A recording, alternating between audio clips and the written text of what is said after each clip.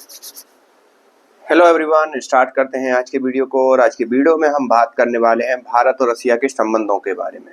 आपको मालूम होगा, जब से शीत युद्ध चला, मतलब 1945 के द्वितीय विश्व युद्ध के बाद, तब से ही लेकर आज तक मतलब दुनिया दो धड़ों में बंट गई थी।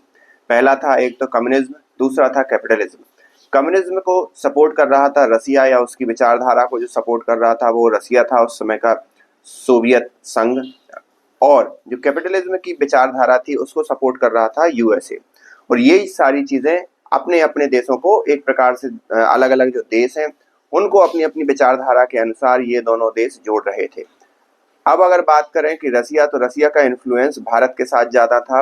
वहीं भारत का जो अमेरिका का इन्फ्लुएंस था वो पाकिस्तान के साथ था, क्योंकि दोनों ही अपनी एशिया के अंदर एक प्रभुत्व बनाना चाहते थे, और जो भी इंडियन कॉन्टिनेंटल है वहां पर प्रभुत्व बनाना चाहते थे।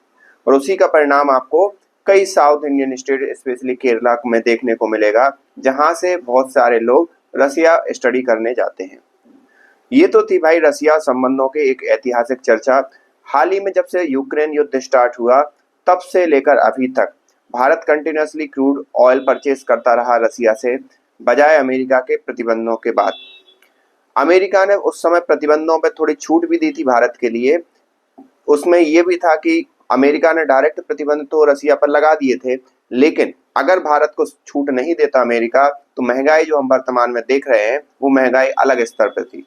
तो अमेरिका ने भारत को छूट देके भारत को एक सेंटर पॉइंट बना दिया था पूरे रसियन क्रूड ऑयल का। मतलब कि रसिया से भारत क्रूड ऑयल परचेज करता था, उसको रिफाइन करता था और फिर अलग अलग यूरोपियन देशों में बेचता था। अमेरिका को पिछले साल तक, जब तक डोनाल्ड ट्रंप सत्ता में नहीं आए, तब तक रसिया से ऑयल परचेज करने, भारत के ऑयल परचेज करने पर कोई भी पाबंदी नहीं थी, लेकिन और कोई भी मतलब परेशानी नहीं थी। लेकिन ट्रंप जैसे ही सत्ता में आते हैं और अमेरिका को एकदम से परेशानी हो जाती है कि भारत रसिया से क्रूड ऑयल परचेज क्यों कर रहा है, और उसके एवज में 25% के एक नॉर्मल टैरिफ और 25% के एक्स्ट्रा टैरिफ लगाए जाते हैं, जो कि वर्तमान में भारत वो 50% टैरिफ के साथ अमेरिका के साथ ट्रेड कर रहा है। ये ट्रेड के जो 50% टैरिफ है एससीओ समिट के बाद भी लगाए गए, क्योंकि एससीओ समिट में आपने देखा होगा प्रधानमंत्री और पुतिन दोनों एक ही कार में आगे बढ़े थे, और एक ही कार में अपने एससीओ समिट को खत्म होने के बाद अपनी अपनी होटल एक ही कार में गए थे। तो ये भी एक बहुत बड़ा एक संकेत था भारत और रसिया की दोस्ती का, जिसे लेकर अमेरिका बहुत चिंतित था। और एक प्रकार से अमेरिका इस चीज को कभी पसंद नहीं करेगा कि भारत रसिया के करीब जाए। उसमें अलग अलग कथाएं भी, अलग अलग एक स्टोरी भी चली, वो कितनी सत्य हैं कितनी असत्य हैं। उसमें यह था कि उस पर्टिकुलर क्षण में, उस पर्टिकुलर एससीओ समिट में अमेरिका का एक असेसन प्लान था प्राइम मिनिस्टर नरेंद्र मोदी को मारने का। तो ये एक अलग है, एक पूर्ण तथ्यात्मक नहीं है, लेकिन अलग अलग सोर्सों से ये पता चला था। लेकिन अब हाल ही में राष्ट्रपति पुतिन पहली बार, जब से रसिया और यूक्रेन का युद्ध स्टार्ट हुआ, पहली बार भारत की यात्रा पर हैं। और उसमें हमारे प्रधानमंत्री प्राइम मिनिस्टर मोदी ने सारे रूल्स तोड़कर, सारे प्रोटोकॉल तोड़कर उन्हें एयरपोर्ट पर, दिल्ली के पालम एयरपोर्ट पर विजिट करने गए और वहां से उनको अटेंड किया। और दोनों राष्ट्राध्यक्ष अगेन सेम कार में आए। और ये दिखाता है कि भारत और रसिया कितने अच्छे दोस्त हैं। चाहे सही समय हो चाहे बुरा समय हो, दोनों हमेशा एक दूसरे के साथ खड़े रहते हैं।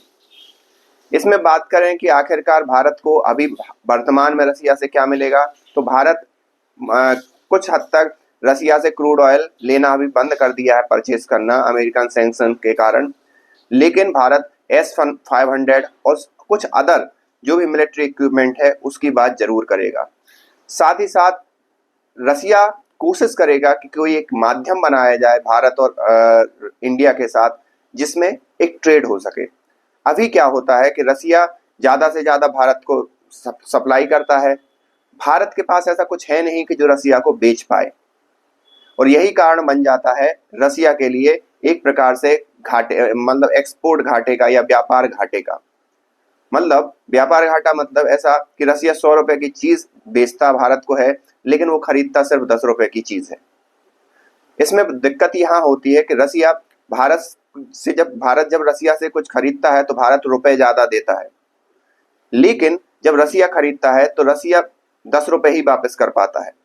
मतलब 90 रुपए रसिया के पास रहते हैं, वो 90 रुपए रसिया किसी भी अदर मार्केट में उसको खर्च नहीं कर पाता है, क्योंकि उसकी वैलिडिटी सिर्फ इंडिया के अंदर है।